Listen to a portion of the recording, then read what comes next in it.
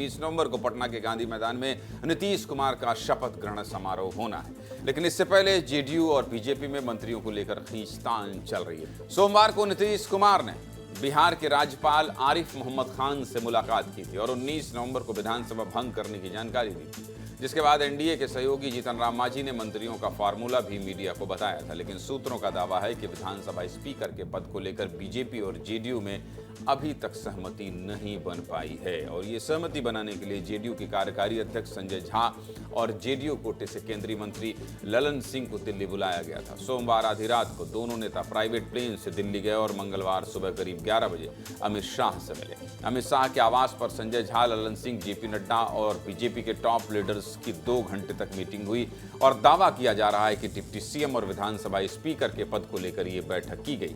सूत्रों ने यह भी दावा किया है कि जेडीयू और बीजेपी दोनों ही सरकार में बराबर की हिस्सेदारी चाहते हैं, जिसको लेकर दोनों पार्टियों में खींचतान चल रही है। फिलहाल विधानसभा अध्यक्ष का पद और विधान परिषद के सभापति का पद दोनों बीजेपी के पास है। इसलिए जेडीयू का कहना है कि इस बार विधानसभा अध्यक्ष उनके खाते से बने, जबकि बीजेपी का तर्क है कि सीएम सरकार में सबसे बड़ा पद होता है और 2020 में 43 सीटें आने के बावजूद भी नीतीश कुमार को हमने मुख्यमंत्री बनाया था और इस बार भी बना रहे हैं, तो विधानसभा अध्यक्ष पद पर हमारा हक है। जेडीयू और बीजेपी की इस मीटिंग के बाद पटना में विजय सिन्हा और प्रेम कुमार ने मुलाकात की और खुद विजय सिन्हा ने प्रेम कुमार को विधानसभा स्पीकर बनाने का समर्थन कर दिया है। जेडीयू के कोटे से इस बार 15 मंत्री बन सकते हैं और इसमें ज्यादातर पुराने चेहरे ही रिपीट होंगे। दावा है कि 15 में से 10 मंत्री पिछली कैबिनेट से हो सकते हैं। संभावित मंत्रियों में पहला नाम जेडीयू के बड़े नेता विजय चौधरी का है, दूसरा नाम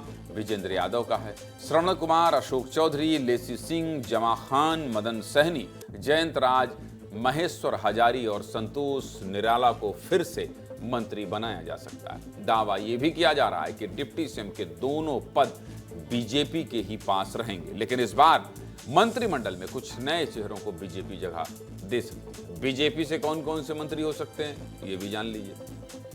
पिछली सरकार में बीजेपी कोटे से 19 मंत्री थे, लेकिन इस बार ये संख्या घटकर 15 तक पहुंच सकती है। सम्राट चौधरी, नितिन नवीन, मंगल पांडे, रामकृपाल यादव और रजनीश कुमार का नाम मंत्री पद की रेस में सबसे आगे चल रहा है। जहां तक सहयोगी दलों की बात है तो केंद्रीय मंत्री जीतन राम मांझी के बेटे संतोष मांझी फिर से मंत्री बन सकते हैं, जबकि उपेंद्र कुशवाहा की पार्टी से उनकी पत्नी स्नेहलता मंत्री बन सकती हैं, जो पहली बार चुनाव जीतकर विधायक बनी।